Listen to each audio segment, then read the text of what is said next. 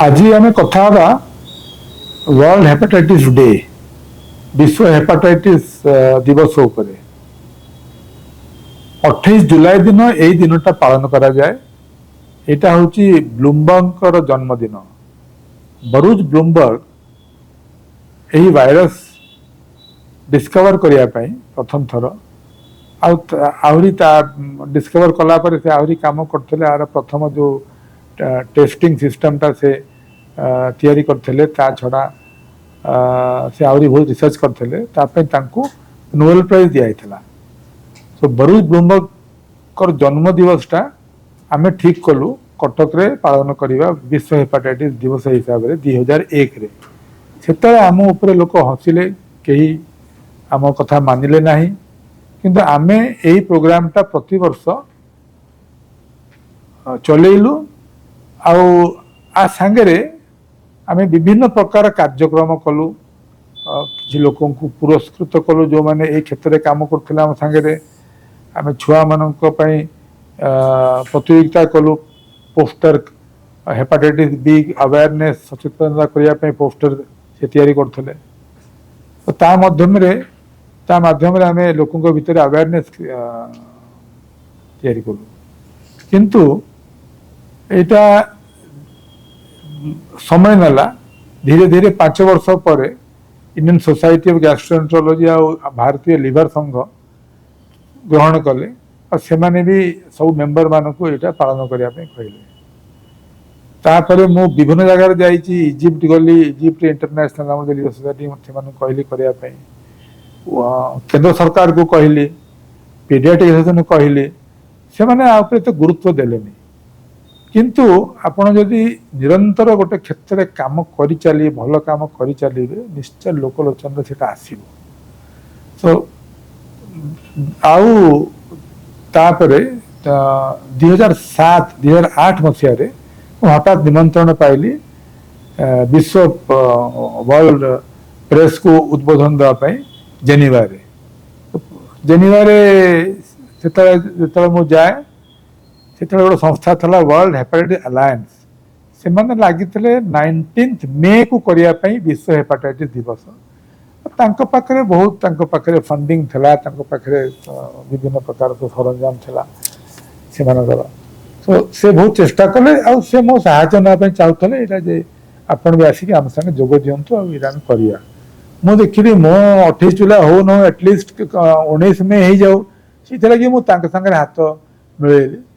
Geneva रे world press को address करी केमती करिया कथा।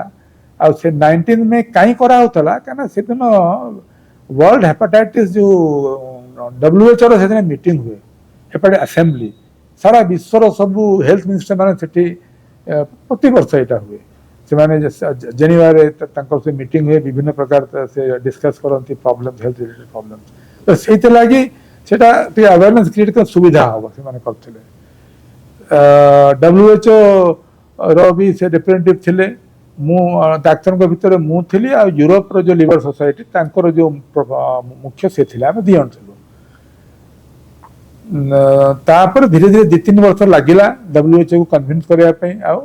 डिसाइड कले। किंतु मु भारी खुशी हेली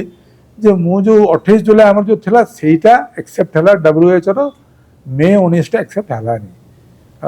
सो ब्लूमबर्ग रो जन्मदिनटा से पालन कराला। से भारी खुशी हेले। से तांकर जो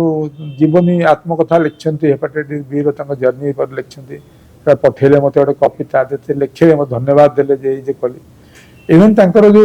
नोबेल वेबसाइट अछि, वेबसाइट रे सेठी सेटा मेंशन करछन्ती जे कटक रे हेपाटाइटिस बी पई डॉक्टर SP सिंह सेटे SC मेडिकल कॉलेज मोना मो कॉलेज SC मेडिकल कॉलेज नाटा से ग्लोबल हे गला। से लिखिले आ धन्यवाद देथिले जे से माने बहुत भलो काम करछन्ती। आ से लिखि चल से कहतला आसी पारलिन, तांकर मृत्यु हे गला 2011 रे ही पास डरे। सो हेपाटाइटिस वर्ल्ड हेपाटाइटिस डे हला पर सारा भारत रे पालन करा होची, किंतु खाली एमती पालन कले मीटिंग कले एटा हुएनी। आ पई पब्लिक अवेयरनेस क्रिएशन दरकार। जो पर्यंत लोक न जानि छंती जे हेपाटाइटिस बी कोन करि परिबो, सेटा केमिति सेटा प्रिवेंट करी हबो, सिंपल वैक्सीन नेले, टीका नेले अल्प टीका ने प्रिवेंटेड प्रिवेंशन हो सो से न जानले से केमती कौन पदक्षेप ने तो यही दिगरे किसी करा जाउनी कौन सी पेपर आपन देखंतु कोठी पेपर किसी न्यूज बाहर नहीं सरकारी एडवर्टाइजमेंट ना स्टेट गवर्नमेंट रो ना कि सेंट्रल गवर्नमेंट रो ना यदि अवेयरनेस हबनी अच्छा अब अच्छी ना ना केम जानिबा आमे सेटा सर्वे करिछु हार्डली जनरल पब्लिक रे 25% कर देखिलो अवेयरनेस थिला तापर हम रिसर्च रू बाहरला कि जो माने भंडारी पाखरे जाय खियर करंती सेफ करंती सेमानकर हेपाटाइटिस हबार संभावना बहुत बेसी थाए बी हबार संभावना तो तांको आमे सर्वे कलु से जानी कि से जो तांकर स्टेप नबा कथा जो सेविंग कर ठीक कि